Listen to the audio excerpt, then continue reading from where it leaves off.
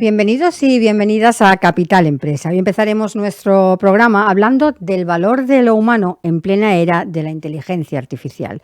A pesar del avance imparable de la tecnología, hay aspectos profundamente humanos que siguen siendo fundamentales en las organizaciones. La empatía, la creatividad, la ética, la capacidad de generar vínculos o de tomar decisiones complejas desde la experiencia y desde el contexto.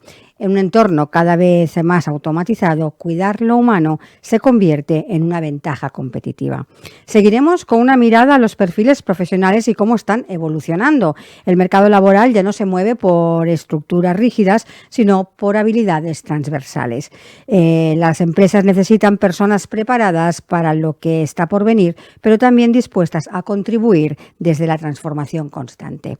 Y para cerrar el programa hablaremos del papel del idioma como herramienta estratégica en los procesos de expansión.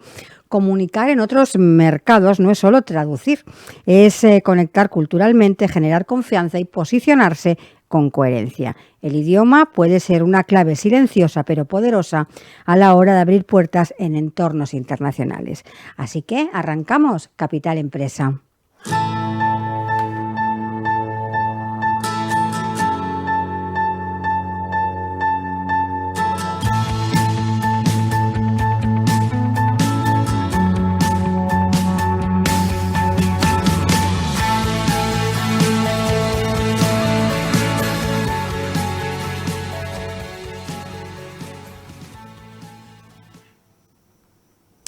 En un momento en que la inteligencia artificial se abre paso en todos los sectores, muchas organizaciones están centrando sus esfuerzos en adoptar nuevas herramientas sin detenerse a reflexionar sobre cómo impactan en su cultura, en sus equipos y en la toma de decisiones. El ritmo vertiginoso de la tecnología a veces deja en segundo plano el juicio crítico, la empatía y la responsabilidad ética. Hoy más que nunca el debate no es solo tecnológico, sino también profundamente humano. Cómo integramos la innovación sin perder de vista a las personas, cómo lideramos el cambio sin que nadie quede atrás y cómo construimos un futuro profesional donde el valor humano siga estando en el centro. Y de todo esto hablaremos hoy con José Miguel de la Dehesa, de Fundació Factor Humà. José Miguel, bienvenido. Muchas gracias por invitarme. Buenos días. Antes de empezar y para que nuestros oyentes os conozcan un poquito más, explícanos cómo nació Fundació Factor Humà y cuál es la misión que os mueve. Muy bien. Fundació Factor Humà, que es una organización sin ánimo de lucro, nace en el año 97 y la fundadora fue Mercè Sala. Mercè Sala era una directiva de un gran reconocimiento de los años 90, fue presidenta de Renfe, entre otras responsabilidades, y ella en su periplo directivo, que estaba muy bien conectada y era una persona que estaba muy atenta a lo que ocurría en su entorno, identificó que en aquellos momentos había una gran oportunidad de mejorar la gestión de las personas en las organizaciones. Y a partir de aquella reflexión y de aquella identificación que ella hizo, nació la Fundació Factor Humà con la misión de mejorar esa gestión de las personas en las organizaciones a partir de generar espacios de reflexión, de debate, de co-creación orientados a la innovación y poniendo en el centro a las personas. Uh-huh. Y de eso ha pasado 28 años, pero creo que ahora mismo tiene esa misión una vigencia absoluta. Uh-huh. ¿Qué tipo de empresas o profesionales se acercan a vuestra fundación y por qué? ¿Qué buscan cuando llegan a Factor Humà? Pues tenemos una comunidad muy diversa. Ahora mismo la conforman 87 organizaciones. Por daros así algún dato cuantitativo, que también ayudan los datos a entender, pues quizá con más detalle quién forma parte de nuestro ecosistema. El 40% serían organizaciones del ámbito público, el 60% del ámbito privado, y hay pues una alta representación de organizaciones del ámbito sanitario, universitario y de educación, también del transporte, y después a partir de aquí hay una representación muy diversa de organizaciones de todo tipo.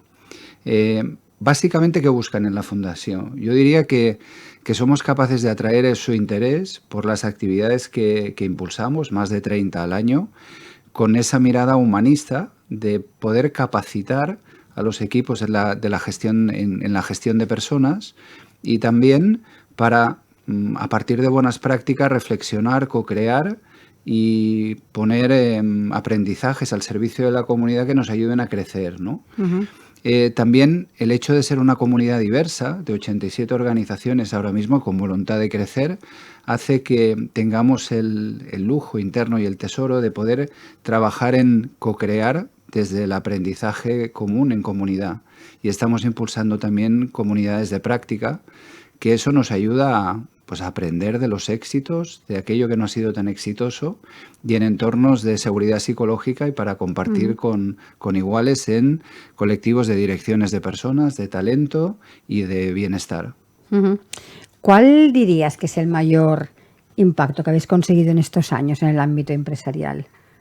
Uy, es difícil de responderte esta pregunta con una única respuesta de un único tema, ¿no? Yo diría que una fundación que es una pyme, que es pequeñita, pero que tiene una red tan potente de organizaciones, diría que esa consolidación de la propuesta de valor de la fundación está basada en haber tenido una coherencia, en poner en el centro de sus debates, reflexiones y acciones, pues la mejora de la gestión de personas durante todos estos años.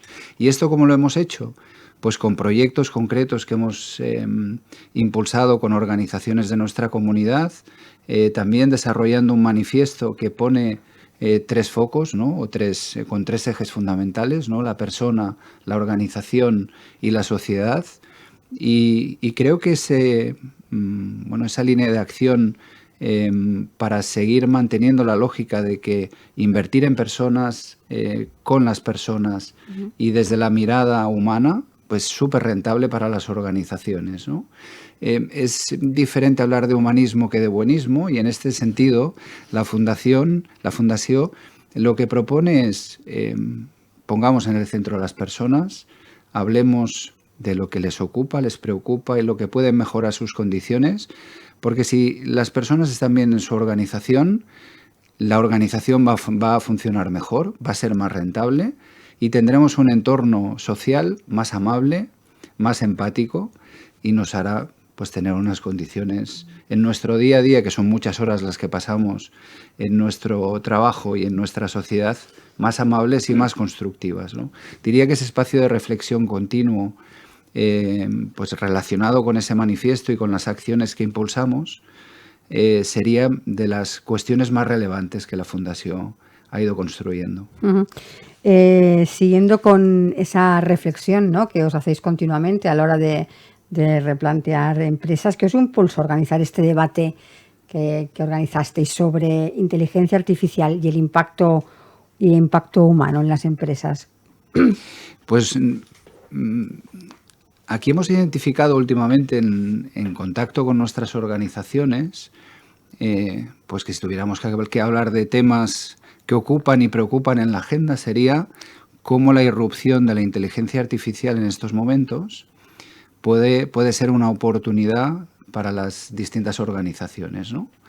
Eso por un lado. Por otro lado, el hecho de que convivan 4 generaciones ahora mismo en el mundo profesional, más o menos, también hace que en el día a día de las organizaciones, quizá estos dos temas, hablando con nuestro Consell Assessor, con las organizaciones asociadas, pues si tuviéramos que resumir qué 2 temas serían denominador común en todas ellas, serían estos 2. Y a partir de ahí, en nuestras reuniones con el Consell Assessor de la Fundación, que es un órgano en este caso de asesoramiento del patronato de la Fundación, lo hemos puesto en las 2 últimas reuniones para reflexionar, para que en ese Consell Assessor de personas expertas con visión diversa del ámbito profesional de las organizaciones, seamos capaces de construir una propuesta de valor que con esa mirada humanista contribuya a la gestión ahora mismo que tienen las organizaciones y el reto de hacer compatible la identificación de las oportunidades de la IA y de cómo convertirlo en una ventaja competitiva, ¿no? Así que eso fue un poco lo que nos movió. ¿Qué ventajas y qué oportunidades podemos tener de esta irrupción de la IA? cómo esa diversidad generacional nos puede ayudar también a obtener ventajas competitivas y cómo la fundación en este caso, pues puede activar determinadas líneas de acción que contribuyan a que las organizaciones se beneficien. En este debate se habló de que la inteligencia artificial no debería sustituir el juicio crítico humano. ¿Qué riesgos reales veis hoy en las empresas en este sentido? Bueno, haces una pregunta que yo creo que es clave, ¿no?, en el momento en el que estamos. Digamos que la inteligencia artificial lo que te permite es tener respuestas rápidas de información que ya existe y que te las presenta de una forma ordenada, rápida y atractiva. Si has desarrollado en tu carrera profesional ese pensamiento crítico, que no es fácil porque requiere experiencia, requiere rigor, paciencia, entrenarse, todo aquello que te puede aportar de rapidez y de lucidez la inteligencia artificial, un poco lo que nos mueve en este debate es hemos de desarrollar esa capacidad crítica para cuestionar qué preguntas hacemos a la inteligencia artificial, porque a partir de hacer buenas preguntas obtendremos mejores respuestas y de hacernos mejores preguntas también en las organizaciones. Y esta reflexión sobre qué queremos que pase con la inteligencia artificial debería ser una de las reflexiones que debieran estar en la mayoría de los comités de dirección ahora mismo, ¿no? Así que ese pensamiento crítico que se desarrolla con el tiempo, con la experiencia, con ir acumulando bagaje profesional, es fundamental para que aprovechemos bien la IA, porque no podemos confundir información con conocimiento. Y el riesgo puede ser que tener acceso a una información rápida ya lo convirtamos en conocimiento cuando realmente no es así, ¿no? ¿Crees que se ha adoptado la inteligencia artificial de una manera demasiado rápida sin habernos parado a hacernos esta reflexión, una reflexión ética antes de empezar a utilizarla? Yo creo que seguramente hemos hablado muchísimo de ella y es uno de los temas principales, ¿no? ¿Qué retos nos va a significar? ¿Qué oportunidades? Fíjate lo que podemos hacer en poco tiempo aprovechando esta herramienta, aquellas y las de más allá. Hay una inversión tecnológica en desarrollar pues, todo lo que tiene que ver con inteligencia artificial que va creciendo de forma exponencial. Por lo tanto, hay un interés grande de que se desarrolle, que se aproveche esta oportunidad, etcétera. En este contexto, las organizaciones, un poco yo creo que el mindset que están teniendo en general es decir, ¿y nosotros qué vamos a hacer para gestionar esta irrupción? ¿Cómo nos organizamos? ¿Cómo podemos aprovechar las ventajas? Y ese sería un poco el ejercicio correcto, ¿no? No empezar a usarla sin haber... hay que ir explorando, pero a la vez hay que ir reflexionando sobre cómo la queremos utilizar y qué beneficios nos va a dar, ¿no? Si hemos ido o no muy rápidos, en general lo que dicen los estudios ahora mismo es que no vamos tarde, que estamos aprendiendo y que quizá la ansiedad que tenemos es por quedarnos atrás. Y creo que de momento estamos en una fase pues, de exploración y conocimiento, que hay que ir avanzando, cada uno en su propósito profesional y sobre todo hay que poner orden en cómo lo vamos a ir utilizando en las distintas organizaciones para que tenga esa mirada ética y para que nos ayude a tener más conocimiento y no solo más información. ¿Cómo afecta toda esta transformación a la cultura interna de las organizaciones?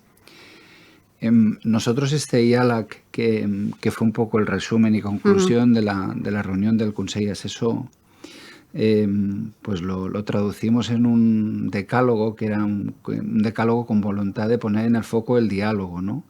Y lo que plantea es ser una guía para integrar precisamente la inteligencia artificial con sentido en las empresas desde una perspectiva ética, humanista e intergeneracional, que son los ejes que nosotros identificamos como claves para poderla implementar de forma correcta. Evidentemente, si lo hacemos con esa mirada, la cultura de las organizaciones va a tener todavía más en cuenta pues, el factor humano, ¿no? Si lo utilizamos como una herramienta que nos ayuda a avanzar en productividad y con eso pues conseguimos una serie de ahorros, pero que se queden en un aspecto puramente instrumental, no habremos conseguido pues aprovechar la oportunidad que nos da la IA, ¿no?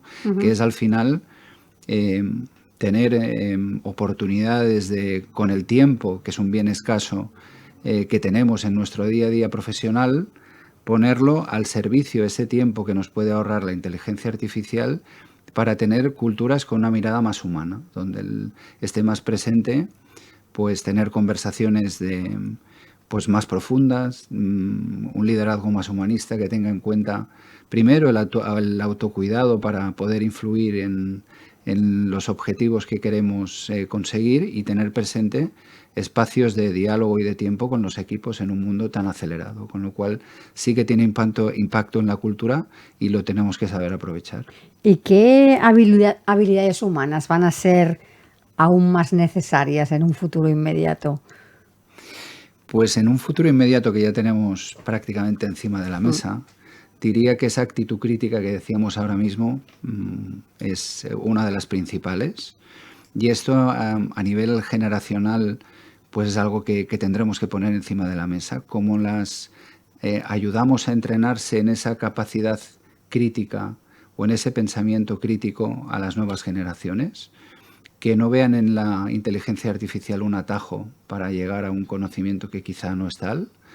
La capacidad analítica sería otra de las cuestiones que tendremos que poner cada día en nuestro día a día a la hora de discriminar si eso que nos está aportando esa inteligencia artificial realmente es como dice que es, ¿no? Porque también conocemos las posibles disfunciones que pueden tener sus respuestas, y esa capacidad analítica para hacer buenas preguntas, hacernos buenas preguntas y entender y corregir que lo que nos está diciendo es del todo cierto o no, pues también es una de las principales.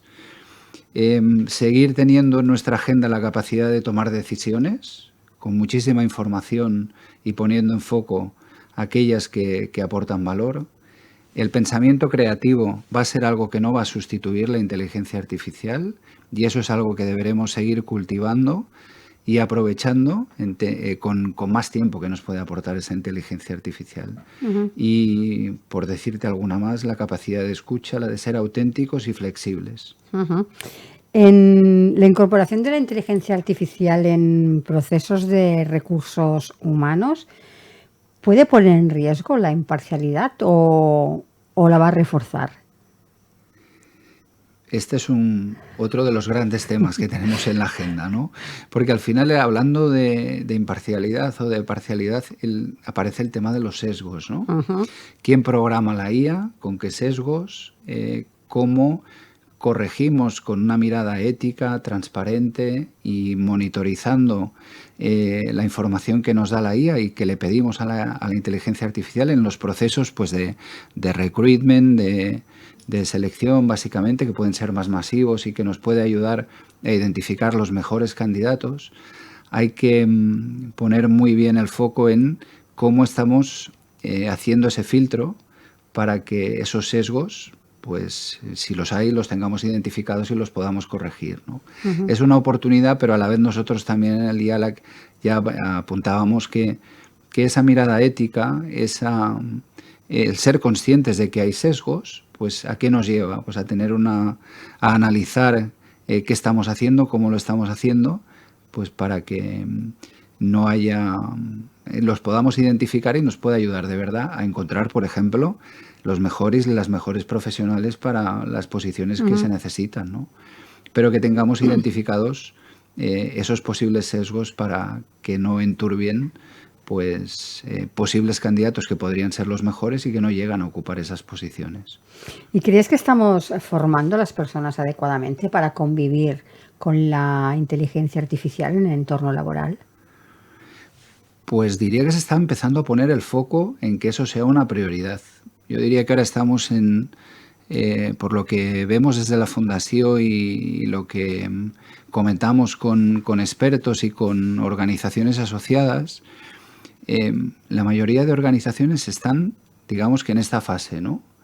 ¿Qué necesitamos compartir con las direcciones de las organizaciones para que entiendan qué ventajas pueden tener a la hora de aprovechar la inteligencia artificial y qué debe conocer también todo el colectivo que forma parte de esa organización, ¿no? ¿Qué significa pues, la aparición, en este caso, pues, de la inteligencia artificial en esta última versión y qué oportunidades tenemos, qué riesgos también tenemos y cómo la podemos ir integrando en nuestro día a día, que tiene que ir acompasada con mantener esa capacidad de análisis y esa mirada crítica y con ir explorando herramientas que las organizaciones van poniendo a disposición de los trabajadores para ir empezando a hacer pruebas piloto, que sería una forma de ir expandiendo ese aprendizaje en cuestiones que puedan aportar valor. No hay, en este caso, pues aplicaciones ya en procesos de gestión de personas que decías antes, pues que ya está teniendo una aplicación directa y donde, si lo hacemos bien, deberíamos hacerlo formando y reflexionando sobre qué uso le vamos a dar a esa capacidad nueva que tenemos a disposición y cómo monitorizamos que lo estemos haciendo correctamente. Digamos que yo, más o menos por lo que percibimos en la Fundación, estamos en esta fase explorando, tenemos la sensación de que vamos tarde y no vamos tarde desde la función de personas y que estamos más en esta fase quizás de exploración inicial y de formación. ¿Y qué papel juega en el propósito en toda esta transformación? Una empresa que no tiene claros sus valores, ¿puede estar más expuesta a deshumanizarse? Pues seguramente, porque al final en esta evolución que estamos ahora, quizá una de las palancas principales que mantienen tu rumbo es ¿para qué hacemos lo que hacemos? ¿No? ¿Qué es lo que queremos conseguir? Y ese debe ser pues básicamente el norte de lo que guían las distintas acciones que hagan las organizaciones en estos momentos, ¿no? Aquellos que tienen menos claro el propósito seguramente pues irán más enfocados a resultados y no tanto a mantener esa esencia. Por tanto, es absolutamente clave, ¿no? ¿Ves una brecha entre las decisiones que se toman desde la estrategia digital y las necesidades reales de talento? En este caso quizá no tendría muchas evidencias, hablando de datos también, que es otra de las cuestiones que tenemos hoy en día sobre la mesa, ¿no? Pues para decirte de una forma contundente si es sí o es no, a esta pregunta. Yo diría que estamos en un proceso de aprendizaje donde en este momento lo importante en esa integración de lo digital y la transformación digital, que en el fondo es una transformación cultural, es seguir poniendo a las personas en el centro, porque esto va de personas, ¿no? Y va de pensar diferente, de tener una mirada crítica, de trabajar diferente. Quizá la IA no nos vaya a sustituir a nosotros, a los humanos, pero alguien que sepa utilizar bien la IA es probable que sí. Así que ese es un poco el mindset que hemos de tener en esa implantación digital en las organizaciones para que se entiendan oportunidades y a partir de ahí pues las sepamos gestionar, ¿no? A colación de esta respuesta que nos estabas dando, ¿qué 3 prioridades debería tener cualquier organización que quiera avanzar sin dejar atrás el factor humano? Bueno, si tengo que decirte 3, yo diría que en este caso seguir manteniendo ese propósito que comentabas antes, no perder el norte y saber qué hacemos y para qué lo hacemos. Y a partir de ahí identificar oportunidades. Yo creo que el rol también de los líderes en las organizaciones es fundamental para que este momento se gestione pues también con una mirada humana, ¿no? Donde, como decía antes, acompañar a las direcciones, a los líderes en qué oportunidades nos da esta situación, cómo gestionar ahora mismo a los equipos, atendiendo a que es posible que tengamos más productividad y por tanto puede ser que dispongamos más tiempo para tener conversaciones, para estar presentes, para acompañar, para esas generaciones que se incorporan al mundo del trabajo puedan tener una guía y puedan conseguir sus objetivos, pues diría que también es una segunda prioridad que deberíamos tener en nuestra agenda. Y la tercera, una mirada ética y también ser transparentes en la comunicación, ¿no? De qué hacemos, por qué lo hacemos y cómo vamos avanzando. Y esta mirada ética del uso de la tecnología, de los sesgos que decíamos, del pasar un poco de quizá el miedo que nos da o el vértigo de decir, uy, nos va a sustituir esta tecnología, me voy a quedar obsoleto, voy a ser capaz de integrarlo en mi día a día, pues pasarlo a tener una mirada de oportunidad, pero con una mirada ética, de cómo somos capaces de gobernarla y de acompañar en la ejecución a la mayoría de las personas para que nadie se quede atrás. Ya sé que estamos en los inicios, pero ¿crees que hasta el momento la inteligencia artificial contribuye a un entorno laboral más justo e inclusivo, que vamos un poco en dirección contraria? Pues sería muy tajante decir por mi parte si sí o si no. La verdad es que no tengo una opinión claramente fundada para decirte si la IA nos está aportando un mundo más justo, en nuestro día a día. Yo creo que nos aporta una potencialidad que nos puede ayudar en nuestro día a día. Ya veremos si en un futuro es un mundo más justo o no lo es, ¿no? A priori vamos a disponer de más información, de más datos que deberemos pues eso, manejar y gestionar de forma correcta para que nos ayude en una toma de decisiones más justa y más equilibrada. Yo creo que estamos en un proceso, ¿no? Tenemos muchísima información que hay que trasladarlo a las organizaciones en que esos datos nos aporten valor de verdad, qué indicadores necesitamos para conseguir nuestro propósito, qué le pedimos a la tecnología, a los datos para conseguir esos indicadores. Pero al final lo importante es qué preguntas nos hacemos primero, qué indicadores hemos de tener presentes para que ese propósito y ese objetivo se cumpla, ¿no? Yo creo que ahí volvemos a un mensaje anterior. Esa capacidad de análisis y ese pensamiento crítico nos tiene que hacer reflexionar sobre qué preguntas nos tenemos que hacer primero para aprovechar la potencialidad, ¿no? Si eso luego nos hace ser más justos o no, pues lo iremos viendo. Pero al final yo creo que también desde la función de personas hemos de aprovechar al máximo también lo que nos dicen las evidencias científicas para poner en valor pues todo lo que se hace dentro de la función, ¿no? Y tenemos una oportunidad de hacerlo. José Miguel, no me gustaría acabar esta entrevista sin hablar de vuestros premios, de los Premis Factor Humà, que se van a celebrar el próximo 3 de junio. Cuéntanos un poquito acerca de esta edición. Muy bien, pues esta edición es la 16ª edición de los premios Mercè Sala. Los premios Mercè Sala, el objetivo que tienen, aparte de ser un acto de celebración de nuestra comunidad, de las 87 organizaciones que forman parte de nuestra comunidad y de todas aquellas personas que siguen a la Fundación lo que hacemos y que nos ayudan, desde la Comisión Consultiva, el Consell Assessor, Patronato, etc.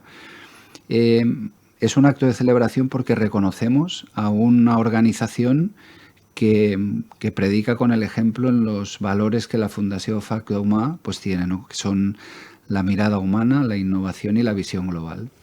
Es un reconocimiento que esa organización desconoce hasta hace 2-3 semanas antes de la edición de los premios, y es muy emocionante cuando trasladas esa decisión muy meditada a partir de la comisión técnica y el jurado de los premios, de ese reconocimiento que permite poner en valor de una forma práctica aquellas buenas prácticas que hoy en día pues se tienen en la gestión de personas, ¿no? Y en este caso es un proyecto de éxito, de gran crecimiento y con una mirada súper humanista.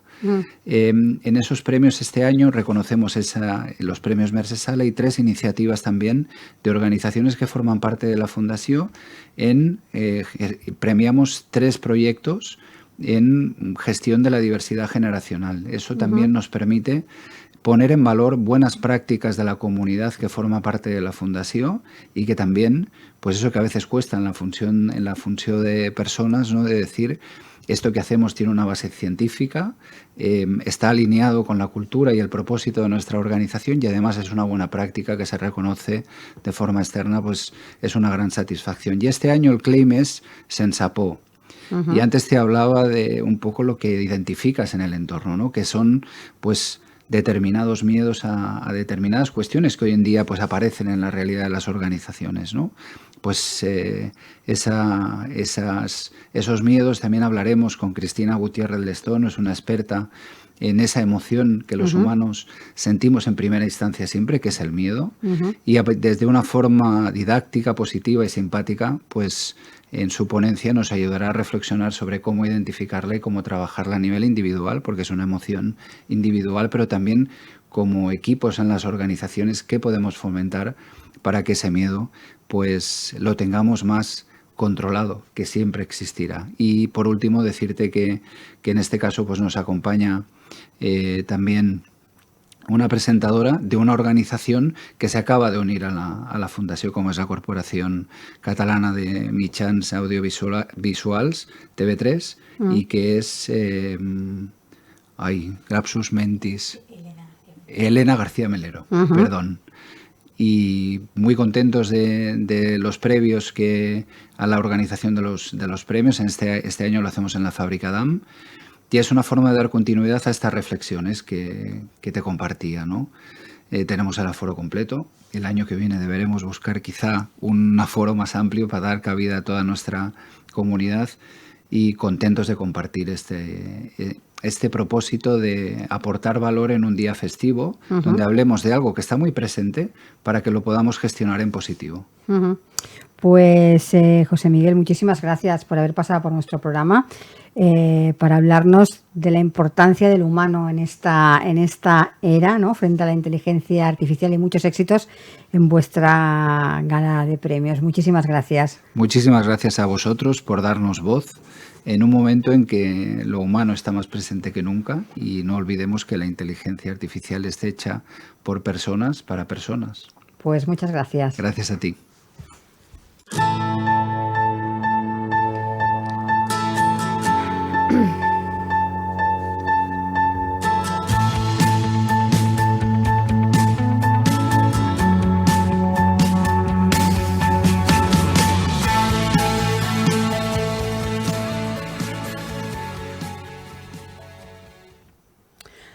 Vivimos en un momento en que el mundo del trabajo se está transformando a una velocidad nunca vista. La inteligencia artificial, la automatización, los cambios demográficos y la evolución de los valores sociales están redibujando no solo los perfiles profesionales que se demandan, sino también la forma en que trabajamos, aprendemos y nos relacionamos dentro de las organizaciones.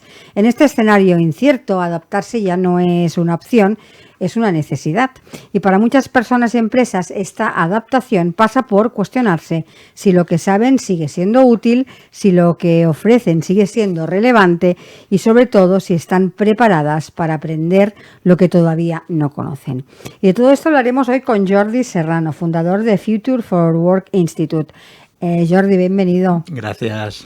Jordi, para empezar y para quien aún no os conocen, cuéntanos qué es Future for Work Institute. ¿Cómo lo definirías? Bueno, nosotros nos definimos como un observatorio independiente en el mundo del trabajo y la gestión de personas. Un poco el servicio es ayudar a las empresas, normalmente a personas de recursos humanos, a estar al día de lo que está pasando, lo que tú decías, ¿no? Que el mundo está cambiando muy rápidamente, el trabajo también, y por tanto la gestión de personas también.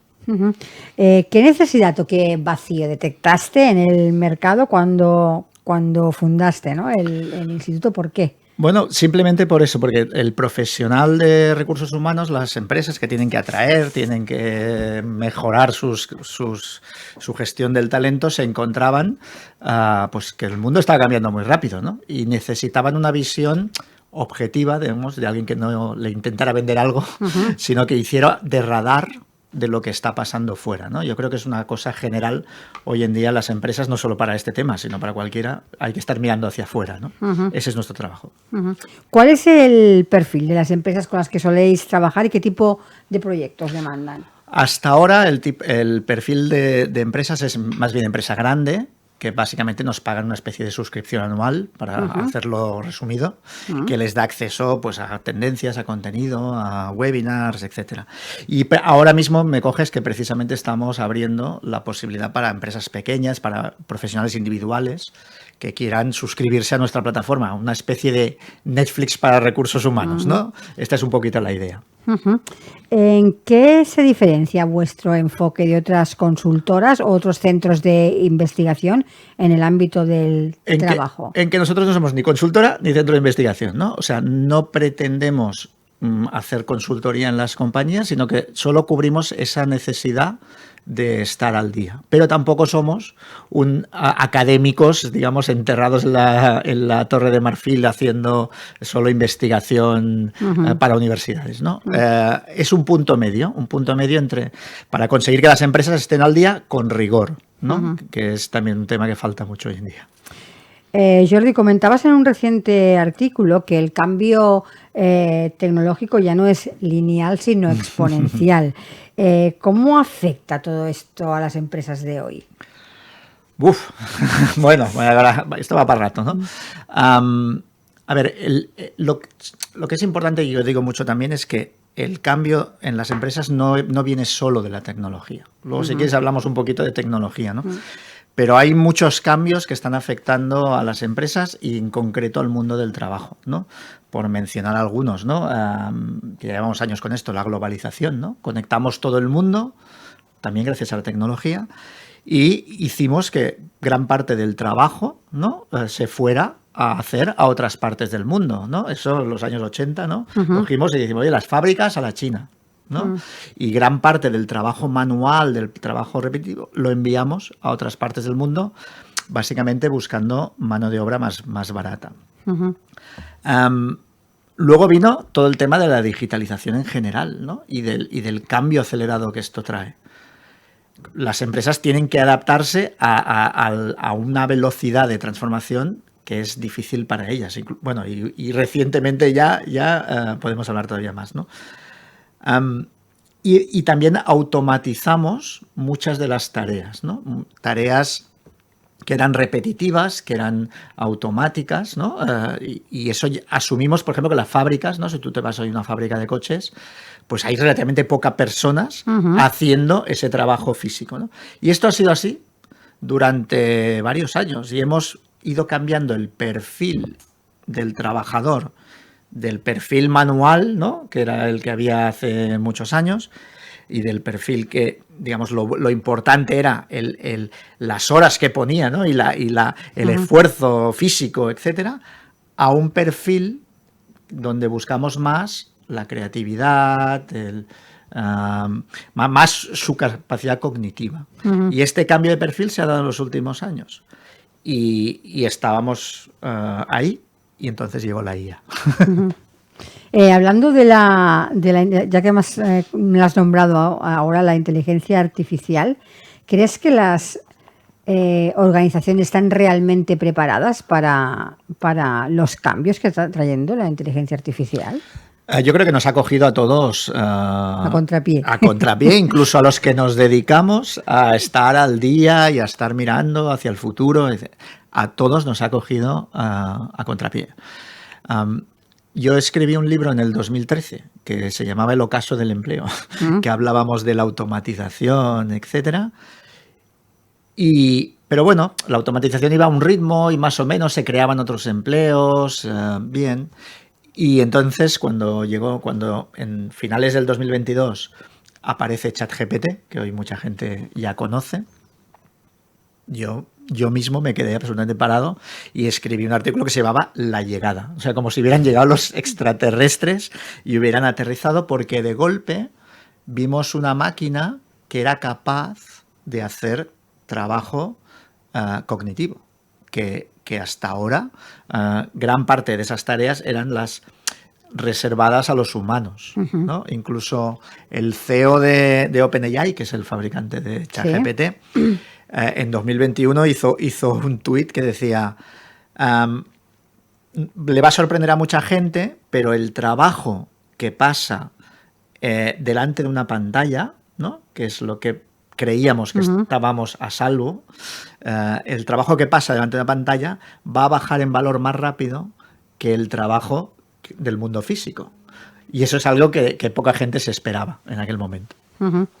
Has hablado también de automatización, ¿vale? Esto en las industrias se ha ido incorporando poco a poco, pero ¿qué tipo de puestos de trabajo están más en riesgo conforme va avanzando esta automatización? Claro, o sea, hasta ahora es lo que te decía, ¿no? El trabajo físico, repetitivo, predecible, era el trabajo que automatizábamos.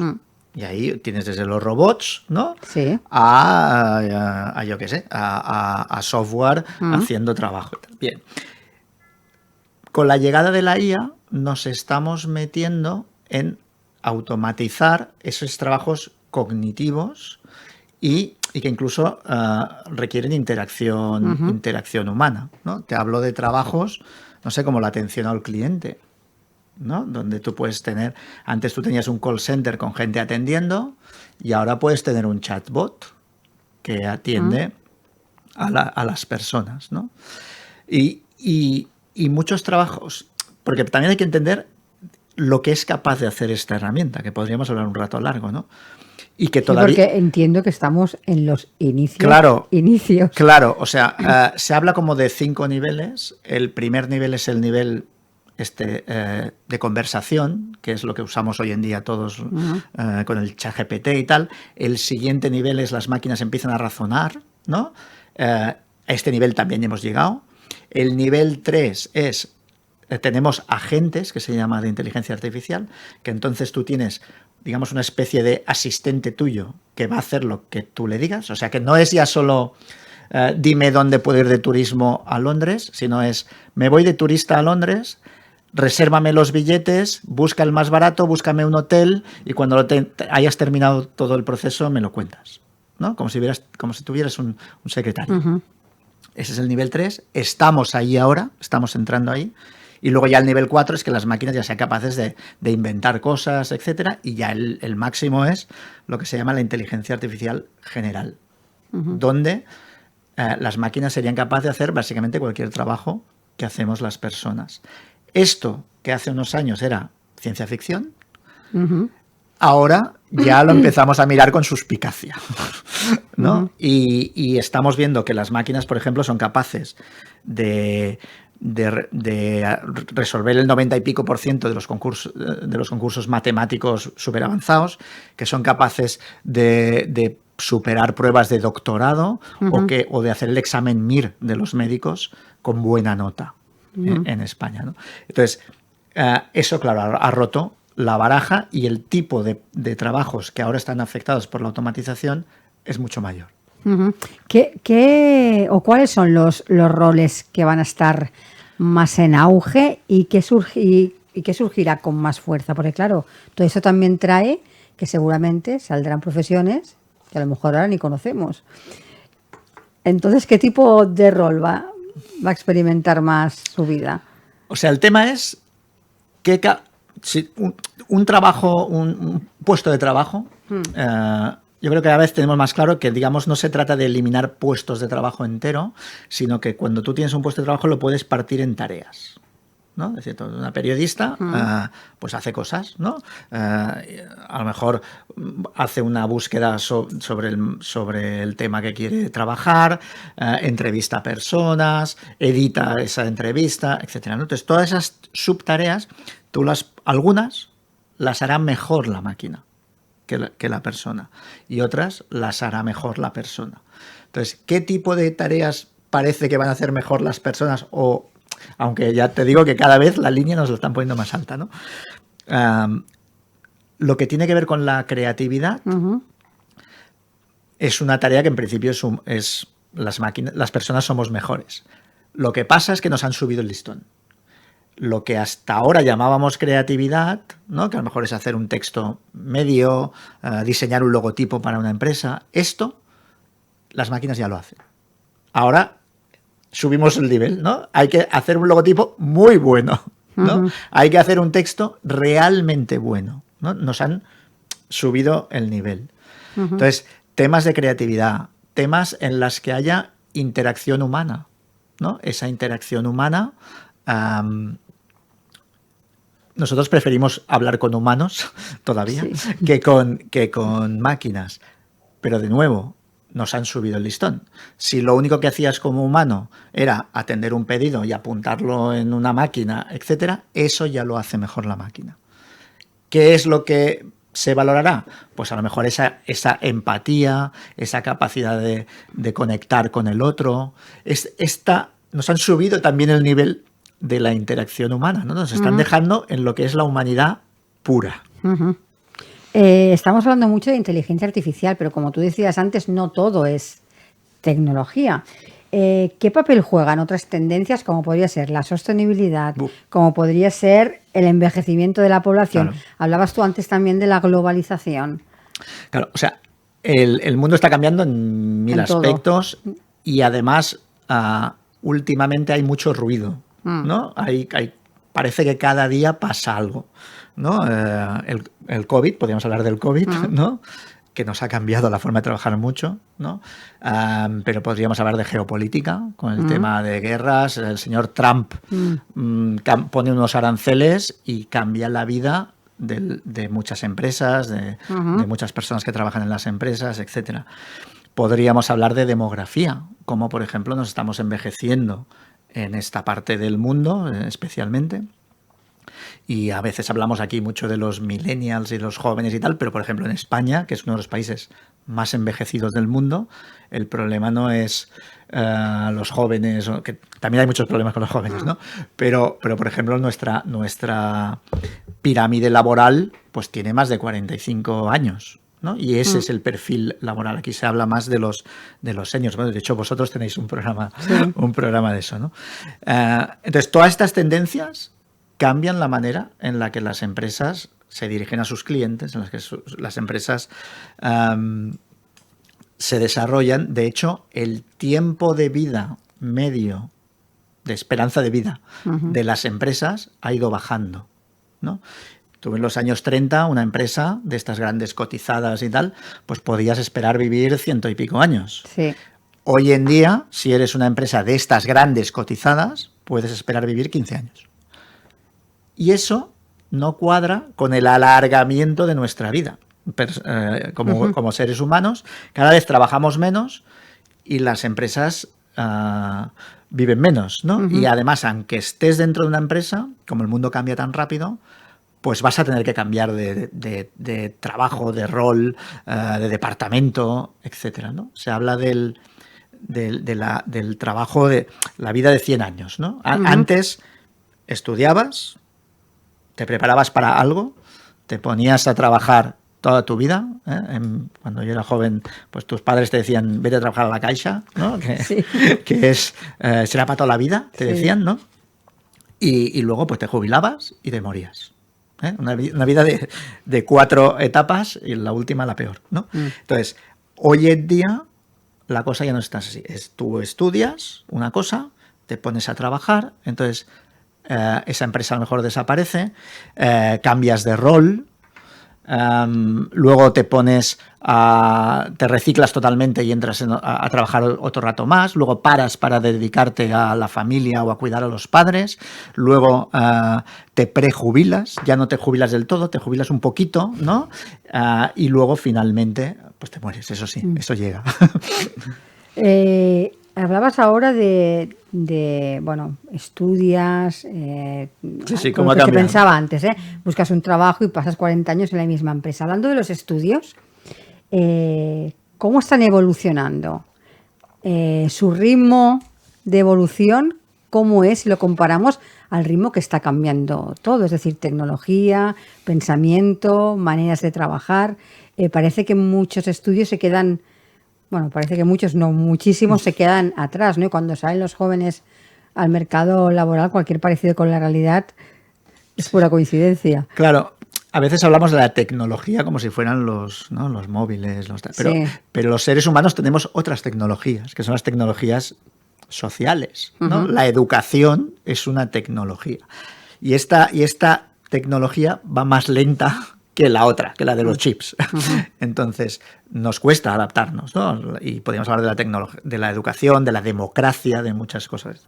Pero en el caso de la educación, pues se está intentando, desde hace tiempo, el intentar ir no tanto a transmitir conocimientos puros, sino a transmitir esto que se llama las competencias transversales, ¿no? Enseñar a las personas, a los niños en el principio, ¿no? A ser capaces, pues, de esto que hablábamos, ¿no? De estas capacidades de interacción, de habilidades sociales, de creatividad, etcétera, ¿no? Y empezar a romper un poco los silos de las asignaturas, ¿no? Empezar a trabajar por proyectos, ese tipo de cosas. Las universidades, por ejemplo, ahora mismo están lanzando todo un tema que se llama las microcredenciales. Es decir, en vez de estarte 5 años estudiando para una cosa concreta, pues para ese aprendizaje a lo largo de toda la vida, pues puedes hacer pequeñas formaciones con titulación académica, ¿no? Y tú te puedes hacer tu puzzle de, oye, estudio, ahora me hago una microcredencial en inteligencia artificial, que está muy de moda, pero también me hago una microcredencial en, yo qué sé, en atención al cliente empático, ¿sabes? Y entonces, te haces tu puzzle de capacidades, ya sea en la universidad, con empresas, etcétera. Porque, ¿qué habilidades deberían estar desarrollando los profesionales en activo hoy en día? Por mencionar algunas, ¿no? Aquellas que no pueden hacer las máquinas y aquellas que no vale la pena enviar a hacer a otros humanos a la otra parte del mundo, ¿no? Entonces, creatividad, pero lo que decíamos, a un nivel más alto del que estábamos acostumbrados. Habilidades sociales, ¿no? Ser capaz de empatizar, de interactuar, de vender, ¿no? De influir en otras personas. No solo ser capaz de hablar, ¿no? Porque eso ya lo hacen las máquinas. Pensamiento crítico. Estamos en un momento de saturación de información, también por culpa de la inteligencia artificial. Y entonces estamos generando muchísima información y hace falta que los humanos seamos capaces de discernir el grano en la paja, ¿no? En estos momentos. Curiosidad, ¿no? Es una capacidad que hoy por hoy tienen las personas y que las máquinas no tienen, ¿no? Las máquinas son muy buenas haciendo cosas, pero esta curiosidad nuestra, pues de momento es única, ¿no? Y necesitamos esa curiosidad precisamente para estar al día de los cambios que están viniendo de fuera. Y luego trabajar un poquito en el autoconocimiento, ¿no? Decir, oye, tú, ¿en qué eres bueno? Y en qué eres bueno, único y diferencial respecto a otras personas y respecto a las máquinas, ¿no? O sea que tiene su miga. ¿Qué peso debería tener la formación continua dentro de las empresas? Total, o sea, es un poco lo que decíamos antes. Ya no tiene sentido esperar que te va a venir una persona de la universidad o de donde sea y que con los conocimientos que ha llegado ya te vale.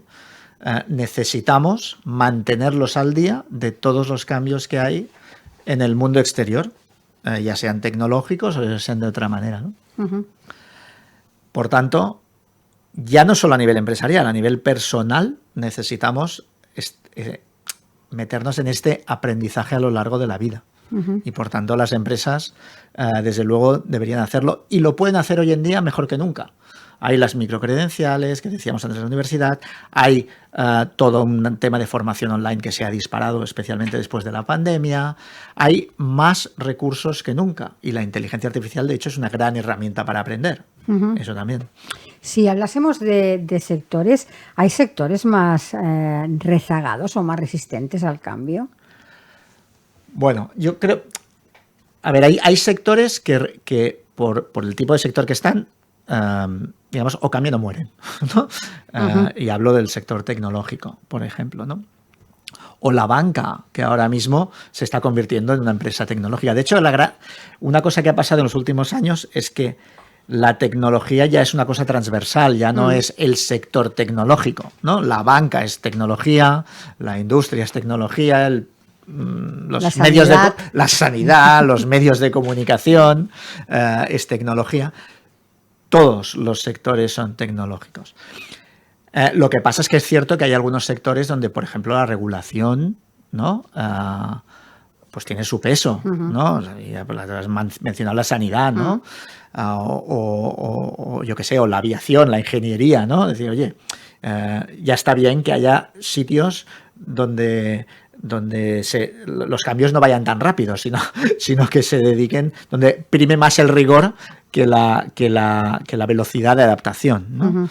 Entonces yo creo que más o menos todo el mundo va a ritmos distintos y también depende de empresas, ¿no? Hay algunas empresas que están haciendo el cambio más rápido y otras que están haciéndolo más lento. ¿Cómo pueden las organizaciones detectar un poco el talento adaptable con potencial de aprendizaje? Porque muchas veces vamos a buscar talento fuera, a veces deberíamos potenciar igual un poco más el que tenemos dentro. Tenemos dentro. Este es un fallo común, ¿no? De hecho, a ver, una cosa que se suele decir es, si quieres encontrar talento en la casa, a veces pregúntale a la gente qué hace cuando sale de tu empresa, ¿no? Porque resulta que hay gente que tiene unos talentos espectaculares y a lo mejor estás trabajando, una persona que tenemos en atención al cliente allí detrás de una mesa o atendiendo llamadas, resulta que en su tiempo libre edita podcast o hace cosas realmente espectaculares, ¿no? Entonces, detectar ese talento es importantísimo. Pero quizá uno de los indicadores más claros es este que decíamos de la curiosidad, ¿no? Y la curiosidad, nosotros hicimos un estudio sobre la curiosidad ya hará unos cuantos años y es interesante porque una de las cosas que descubrimos es que la curiosidad se contagia. ¿Cierto? Si tú estás en una empresa en la cual todo tu entorno, tus superiores, tus jefes, valoran que tú estés buscando cosas nuevas, aprendiendo, etcétera, pues tú haces ese comportamiento más y entras en este mundo de curiosidad, ¿no? Lo mismo que en una familia, ¿no? En cambio, si tú estás en un entorno donde solo te priman el hacer el trabajo, solo la eficiencia, etcétera, pues no haces este trabajo de exploración, ¿no? Entonces yo creo que todas las empresas hoy están en el debate entre explorar, mirar hacia el futuro, hacia qué hay fuera, y explotar, que es hacer bien lo que ya hacen y con el foco con la eficiencia. Y hoy en día todas las empresas están en este debate intentando equilibrar estas dos fuerzas. ¿Qué valor juegan los valores, valga la redundancia, y en la cultura organizativa en este nuevo futuro del trabajo?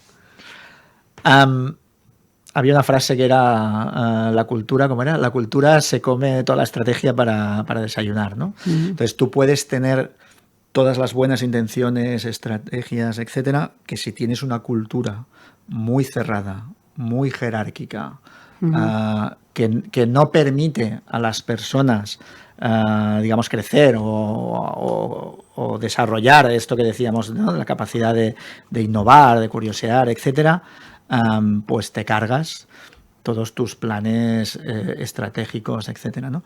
Y luego la estructura de la empresa es muy importante. Las empresas tradicionalmente están organizadas en forma de pirámide, ¿no? Tú tienes arriba unos que mandan y abajo los que hacen el trabajo, ¿no? Este modelo va muy bien para la eficiencia, para eso que decíamos de explotar. Y tenemos aquí ejemplos que han durado miles de años, como la Iglesia o el ejército. Ese modelo va muy bien para esto, pero no va tan bien para innovar, para desarrollar, para explorar. Para explorar va mejor tener redes y dar mucha más autonomía a pequeños equipos autogestionados.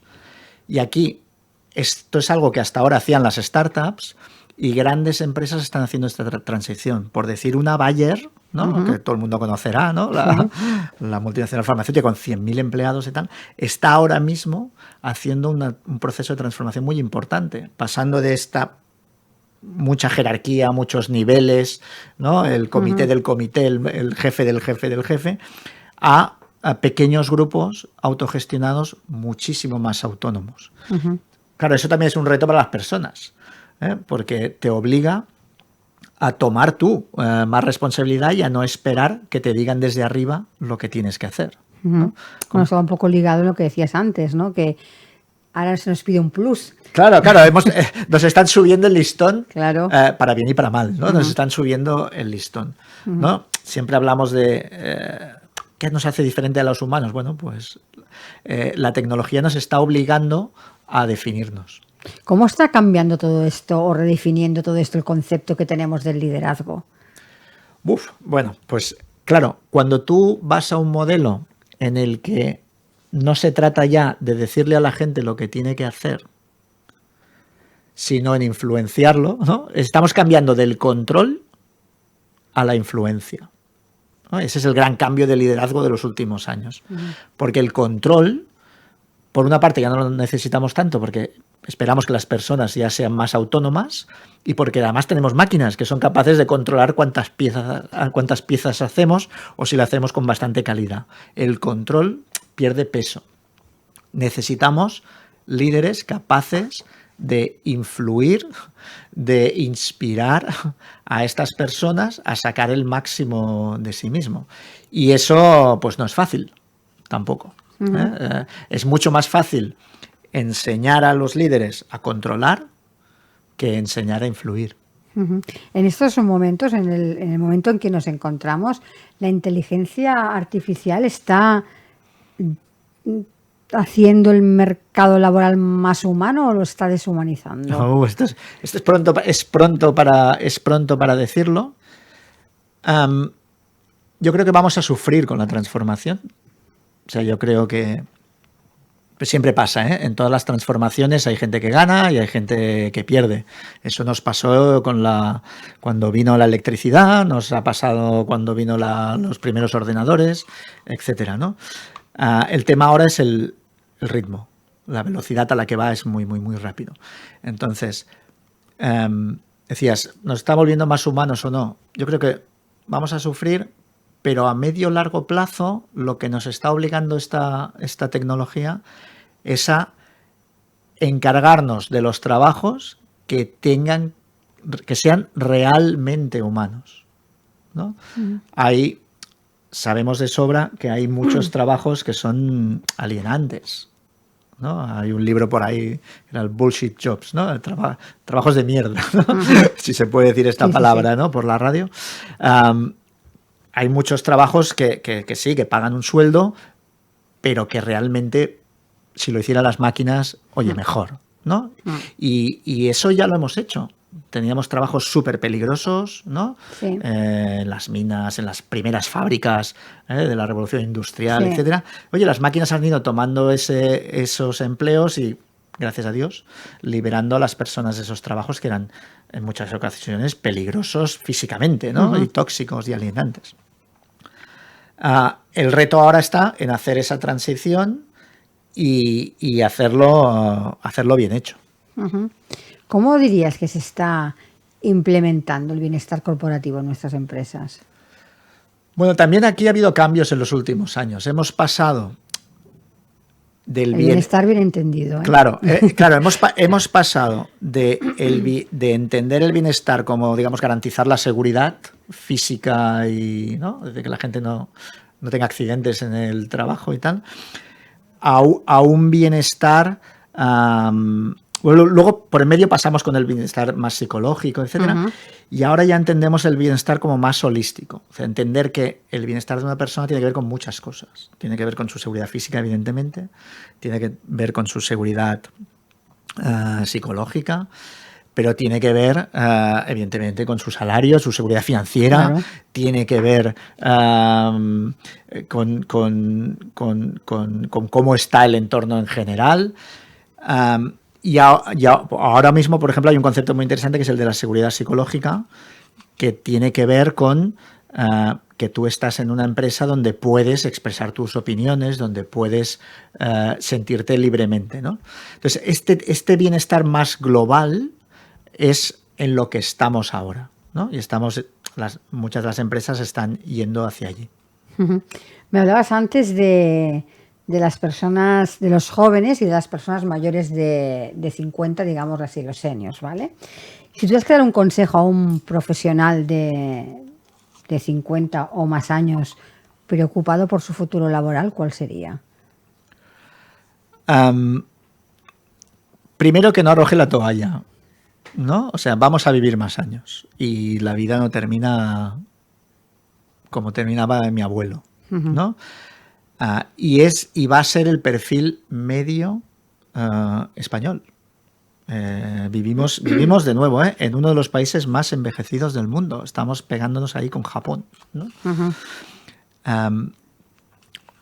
Y luego, muchas veces asociamos, y a veces los propios seniors, y yo tengo más de 50, los propios seniors asociamos tecnología con juventud, innovación con juventud.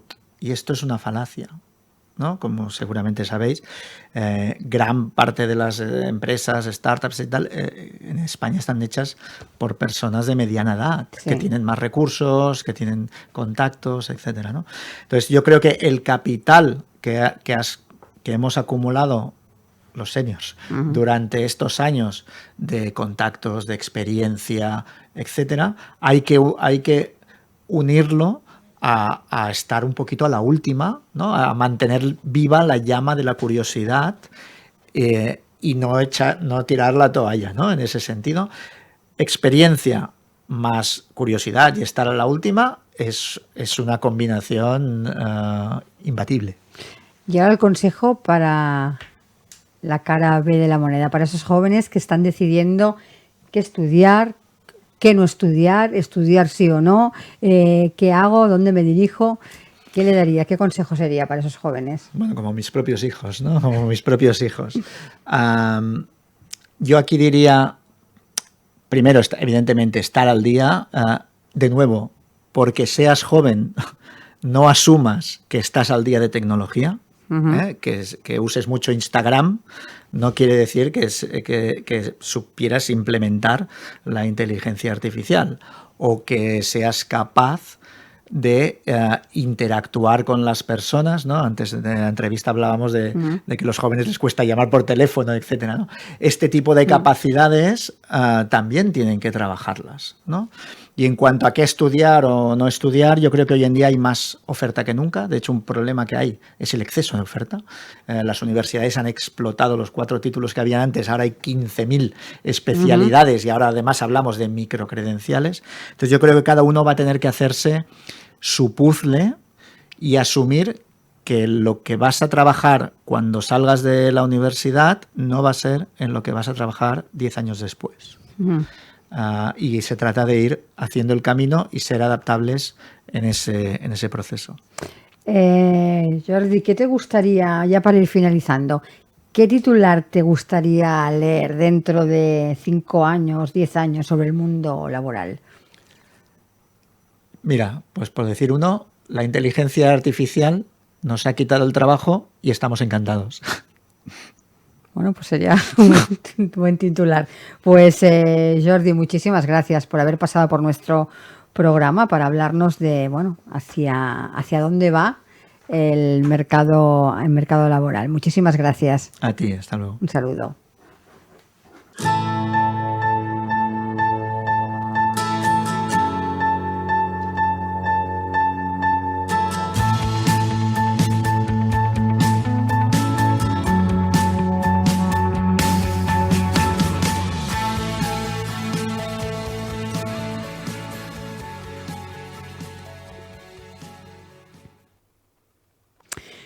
En un entorno económico marcado por la transformación constante y la competencia global, muchas pequeñas y medianas empresas buscan nuevas vías para crecer de forma sostenible.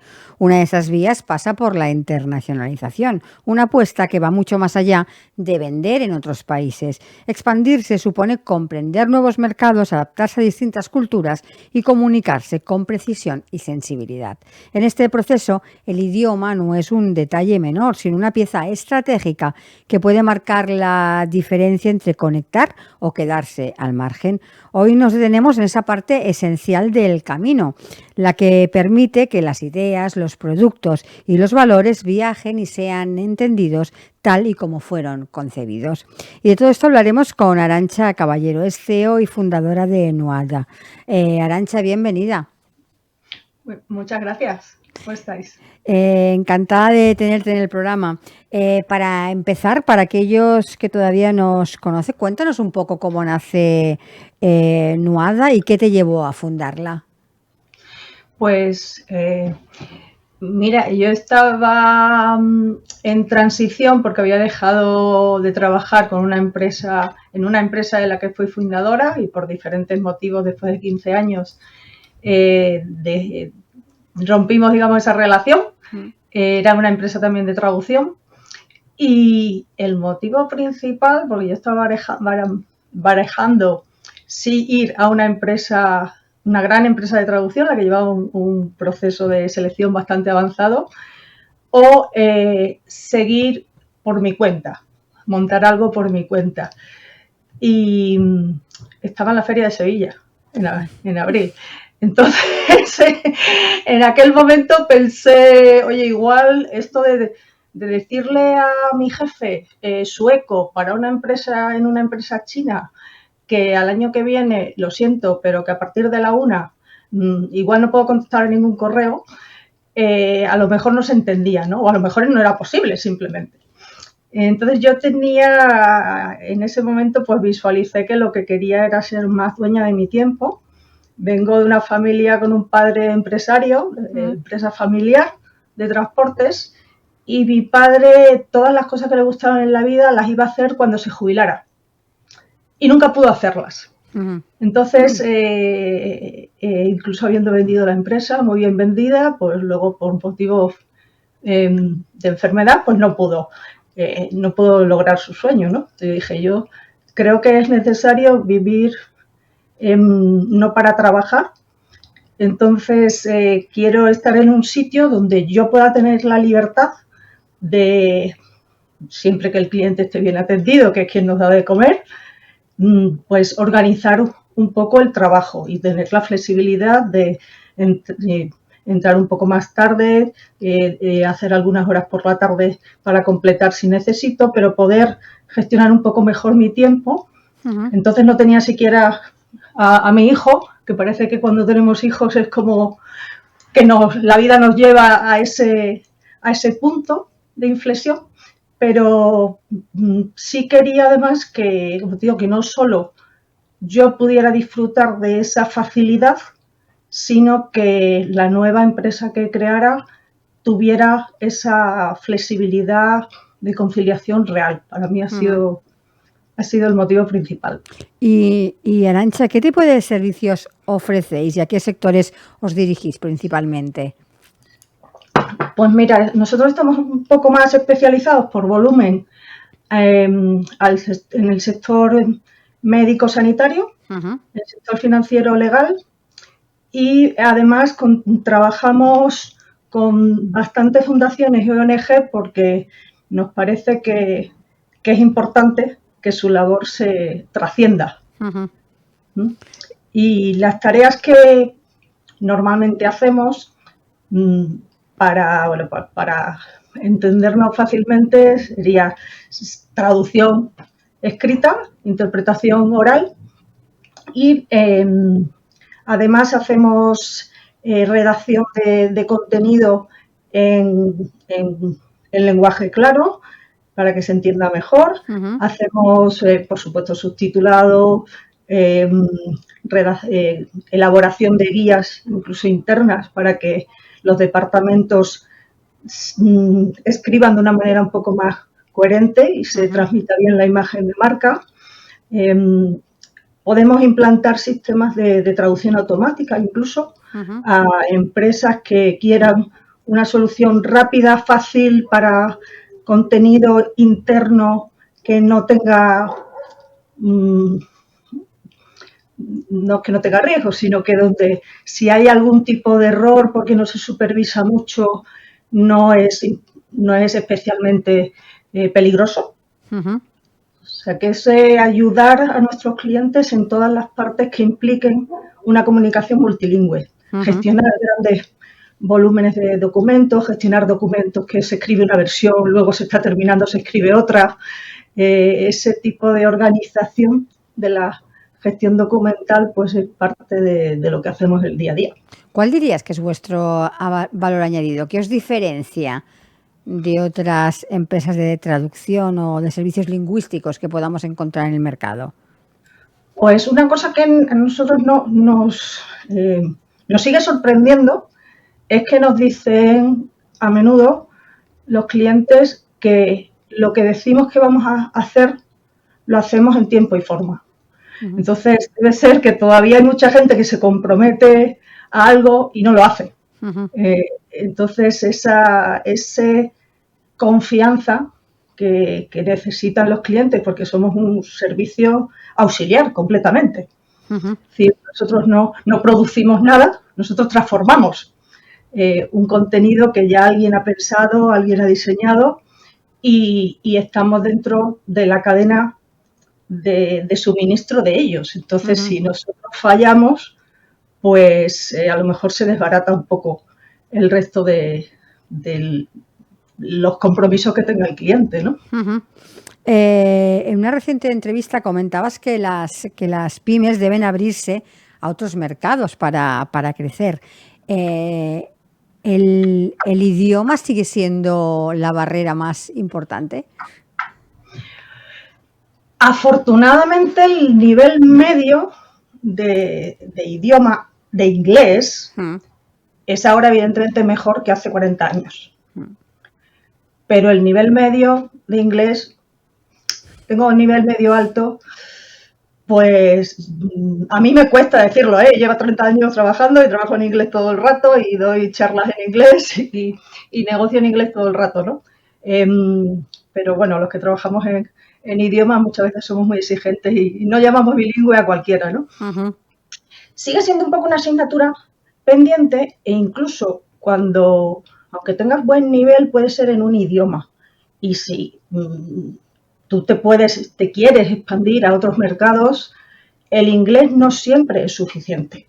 De hecho, también si trabajas, si directamente dices, voy a traducir esto con DeepL, ChatGPT de turno, tienes que tener en cuenta que cómo se haya escrito el original depende mucho del resultado final. Si no está bien redactado incluso en castellano, lo que salga de ahí no se entiende bien. Hay mucha gente que selecciona inglés, aunque no sea su idioma materno, cuando entra en nuestra web para comprar algo. Entonces tiene que ser también un inglés sencillo y asequible, por ejemplo. Y es acercarnos, sobre todo, para mí es tenerle respeto a ese nuevo mercado en el que yo me quiero introducir.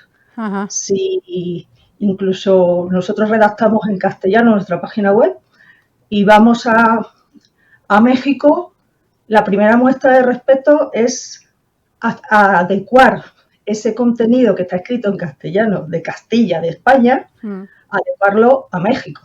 Los giros no son iguales, la sensibilidad hacia unos temas no son iguales, incluso en algunos países hasta los colores pues tienen unas connotaciones diferentes a las que podemos tener en España, ¿no? Para mí es una muestra de respeto. ¿Hasta qué punto crees que la estrategia lingüística forma parte del éxito internacional de una empresa? Pues aparte de, como te digo, que sientan que tenemos más respeto hacia ellos, porque realmente estamos hablando en su idioma local, hoy en día, aunque hablemos de mundos muy, muy globales, las ofertas son muy personalizadas. Estamos en un mundo hiperpersonalizado, ¿no? Los famosos logaritmos, pues probablemente a ti no te muestre la misma publicidad que a mí, simplemente por lo que buscamos, ¿no? Entonces, tener en cuenta también que en un país, por ejemplo, cuando escribimos algo, si no tenemos en cuenta lo que es el SEO, las palabras clave que va a buscar cada persona en un país, se buscan unas y no es la traducción literal de lo que nosotros buscaríamos, por ejemplo, en España. Es una labor muy interesante que hace que nuestra página, bien posicionada, tenga mucho más tráfico. Y eso al final, ¿sabes? Que como salgas en la segunda página de Google ya no existes. Hay un trabajo ahí muy interesante que antes era tecnológicamente inabarcable y ahora puedes incluso hacer pruebas de qué funciona mejor en tal sitio. Arantxa, ¿crees que se sigue viendo a la traducción como un gasto en lugar de una inversión? Pues yo te diría que quien ha tenido una mala experiencia lo vio como un gasto, probablemente, entonces dijo, esto hay que hacerlo, anda, y resulta que hay que hacerlo, bueno, pues vamos, venga, el presupuesto más barato, ¿no?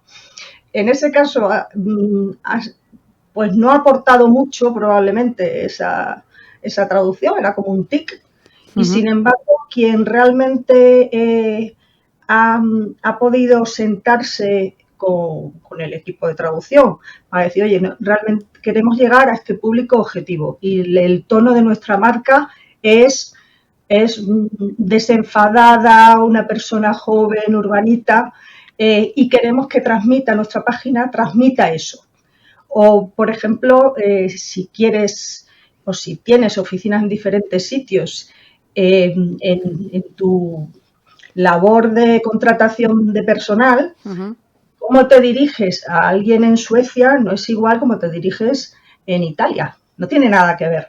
Entonces, incluso esa labor de prestarle atención a la documentación interna para tus propios empleados, que ahora sabemos que es importante hacerles embajadores de tu marca, no solo para nuevas contrataciones, sino para el posicionamiento,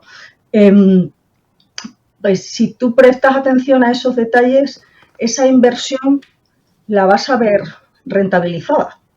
Si es simplemente un tic en un papel, pues poco valor te añade. Arantxa, ¿qué país o qué mercado dirías que es más exigente en cuanto a adaptación cultural y lingüística? Japón, sin duda, por ejemplo. Japón es una gozada trabajar con ellos porque realmente valoran la calidad, a la vez son muy exigentes, lo cual implica pues que no te miran hasta el último detalle, pero es un gusto trabajar con alguien que lo valora. Estados Unidos, pues es como, bueno, cualquier cosa un poquito nos vale. Aquí, vamos a lo práctico. Luego hay países, por ejemplo, pues Francia sigue teniendo un enfoque de que las cosas tienen que estar bien. Al diseño, ese gusto por las cosas bellas.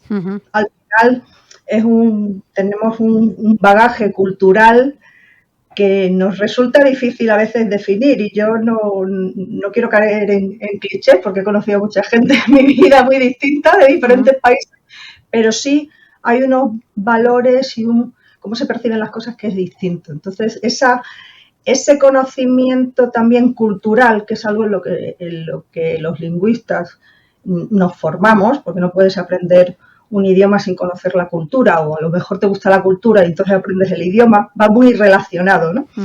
Cuando vemos la traducción como, bueno, esto es un plugin que lo pongo aquí y ya está, se pierde mucho.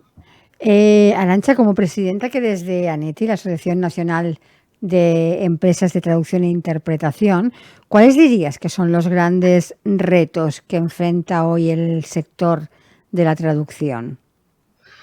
Pues tenemos varios frentes. Acabamos de tener ahora nuestro congreso en Zaragoza, el jueves pasado, y evidentemente por una parte tenemos, como cualquier otro sector, cómo introducimos la IA en nuestros procesos, si no lo hemos hecho ya. Por ejemplo, llevamos mucho tiempo trabajando con traducción automática para complementar las traducciones ya hechas para los clientes y los glosarios, terminología que ya tenemos de los clientes.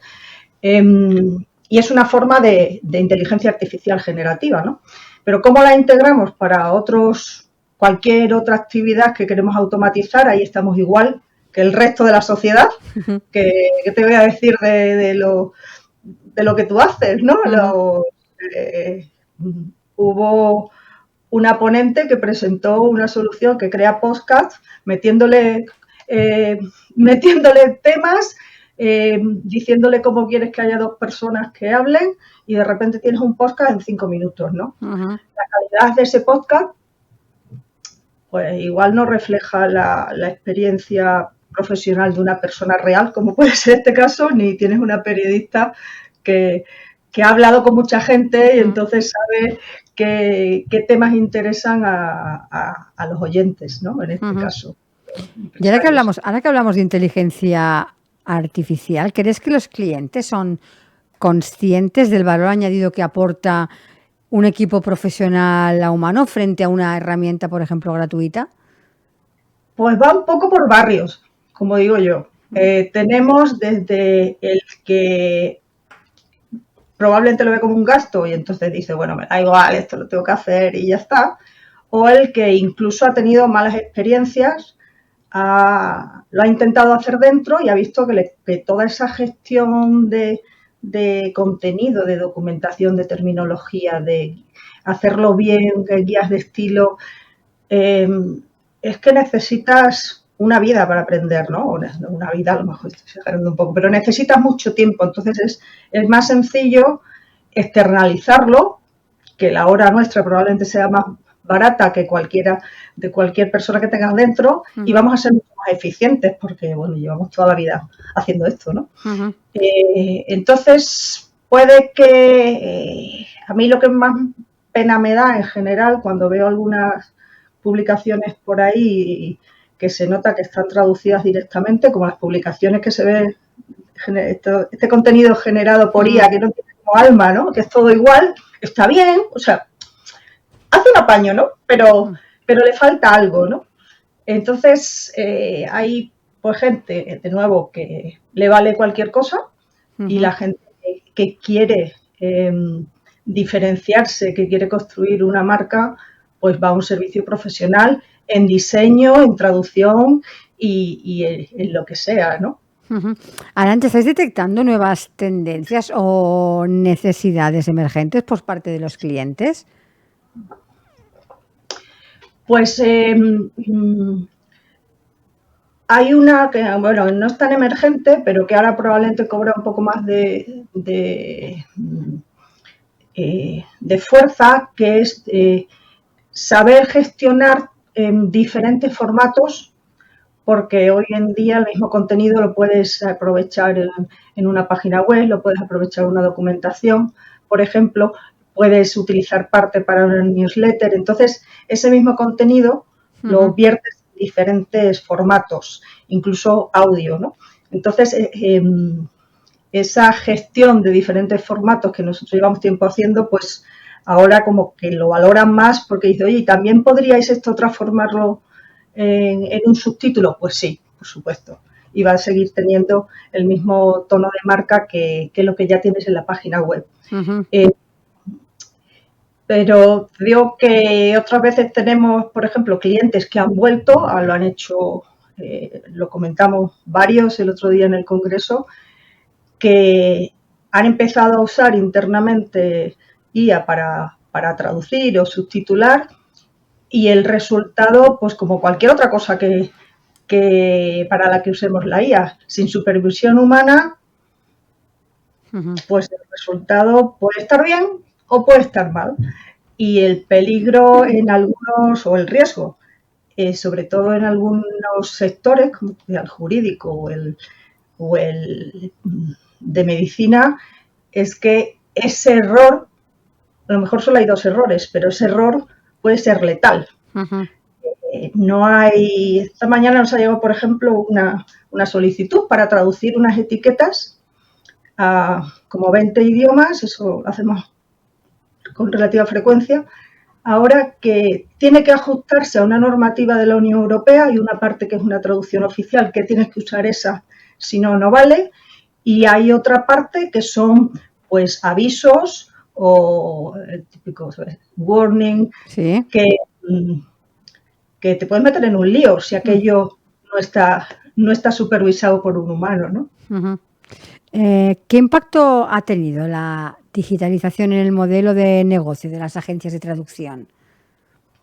Pues para nosotros, sobre todo las que vimos hace tiempo que creemos en la eficiencia, pues la digitalización no es más que ser más eficiente en tus procesos, es usar la tecnología, cualquiera que sea, para que tus procesos sean más eficientes y el tiempo que tienes, porque las horas al final nos creemos que el tiempo se estira, pero no es cierto, las horas son las que son y lo importante es que, por ejemplo, en nuestro caso, hay clientes que para nosotros, y sobre todo si es la primera vez que trabajamos con ellos, lo importante es saber cuál es la prioridad para ellos.